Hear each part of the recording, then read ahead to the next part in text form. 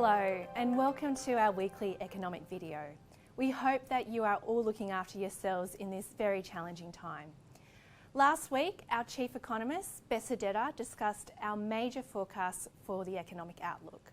This week, I would like to discuss how these forecasts and the impact of COVID-19 have impacted our thinking on financial market variables, including interest rates, currencies and equity markets.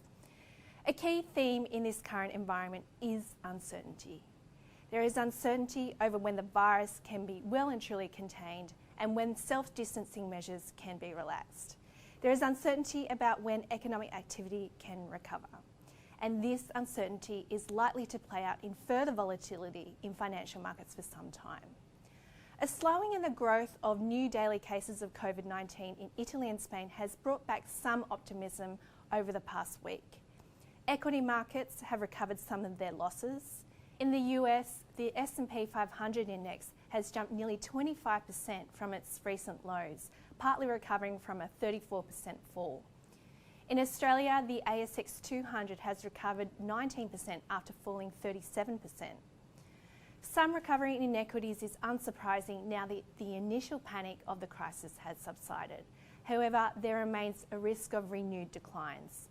The deep contraction facing the global economy is going to hit company revenues significantly. There is also the risk that the downturn could be deeper and longer than what we currently anticipate, given the uncertainty over how long containment measures will last. Those industries which are exposed to consumer discretionary spending are likely to face a significant fall in revenues. Weaker economic activity has also hit commodity prices, impacting negatively on resource companies.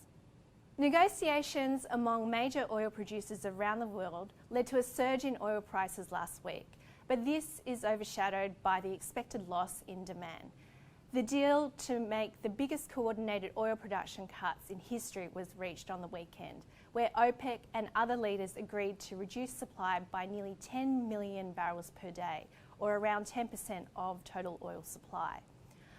Oil prices did initially rise, but they're lower on the day after the announcement, which points to ongoing concern about the outlook for demand. In severe downturns like the one we are currently facing, companies, particularly those which are highly leveraged and are facing sharp losses in revenue, would be facing a great amount of stress. Some of these stresses have been evident in bond markets and credit markets. Central banks, however, have provided significant support to alleviate these stresses in financial markets globally. The RBA has added a huge amount of liquidity to financial markets, and this is on top of a reduction in official interest rates to 0.25% and setting a target on the 3-year government bond yield of around 0.25% as well. The RBA has provided significant stimulus through also a term funding facility to the banks. All of these measures have had the aim of keeping the cost of borrowing low. Interest rates are likely to remain at these low levels for some time. Indeed, there is still a risk that the central bank could do more.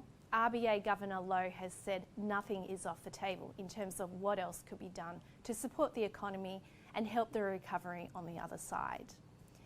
With the global economy looking fragile, the Australian dollar tends to also come under downward pressure. We saw the Australian dollar fall to as low as 55.1 US cents on the 19th of March. In the past few weeks, however, the Australian dollar has rebounded strongly to touch just above 64 US cents.